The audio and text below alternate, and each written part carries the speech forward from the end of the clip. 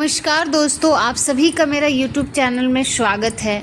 तो कृष्ण भगवान और राधा माँ आपस में बैठे हुए बातें कर रहे थे। तभी वहाँ पे नारद मुनि जी आते हैं और वो कृष्ण भगवान से पूछते हैं कि हे प्रभु, आप हमें कृपया करके ये बात बताइए कि गांधारी का पहला विवाह बकरे के साथ क्यों हुआ था और उनका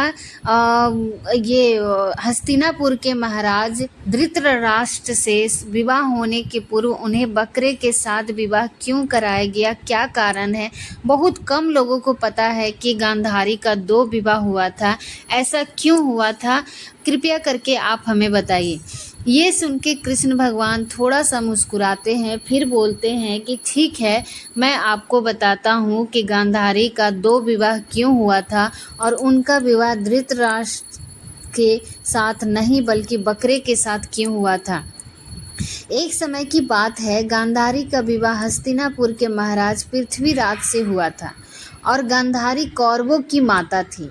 लेकिन बहुत कम लोगों को मालूम है कि गांधारी की 2 शादियां हुई थी। बहुत से लोगों ने गांधारी की पहले यह कहानी नहीं सुनी होगी कि गांधारी का विवाह पहले हस्तिनापुर के महाराज धृतराष्ट्र के साथ नहीं बल्कि बकरे के साथ हुआ था।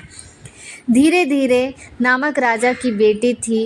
राजकुमारी होने के कारण उनका नाम गांधारी पड़ा था। बताया जाता है कि जब गंगा पुत्र भीष्म ने नेत्रहीन धृतराष्ट्र के साथ गांधारी का विवाह का प्रस्ताव लेकर जब गांधार पहुँचे तो वहाँ के राजा जो थे उन्होंने ये विवाह को स्वीकार नहीं किया, लेकिन गांधारी ने धृतराष्ट्र से मजबूरीवश विवाह किया था। इसका कारण भी शपथ महाराज धृतराष्ट्र के लिए भीष्म ने गांधार नरेश की राजकुमारी गांधारी का बलपूर्वक व्रत से करवाया था। बताया जाता है कि गांधारी के जन्म के समय उसकी कुंडली बनाई गई थी तो उसकी कुंडली में सामने आया था। पंडितों ने गांधारी के पिता को बताया था कि शादी के बाद उसकी पुत्री गांधारी विधवा हो जाएगी, क्योंकि जिस व्यक्ति से गांधारी की शादी होगी उसकी मौत निश्चित है।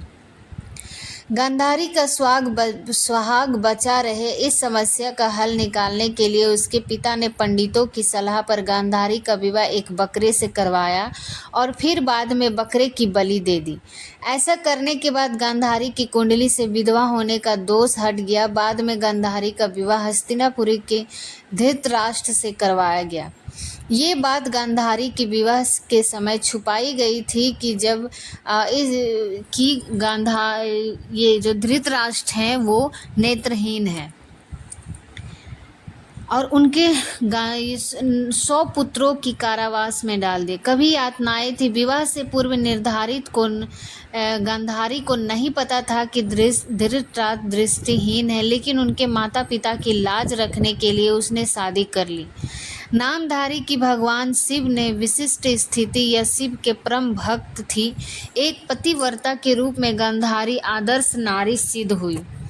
जैसे कि गांधारी को ये पता चला कि जिस व्यक्ति से गांधारी का विवाह हो रहा है वो नेत्रहीन है, तभी से गांधारी ने अपनी आंखों पर पट्टी बांध ली, क्योंकि गांधारी का मानना था कि यदि उसके पति हैं उसे भी संसार देखने का कोई अधिकार नहीं है।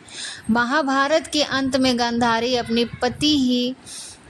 पति कुंती और विंदुर के साथ वन में चली गई, जहां अग्नि में जलकर भस्म हो गई।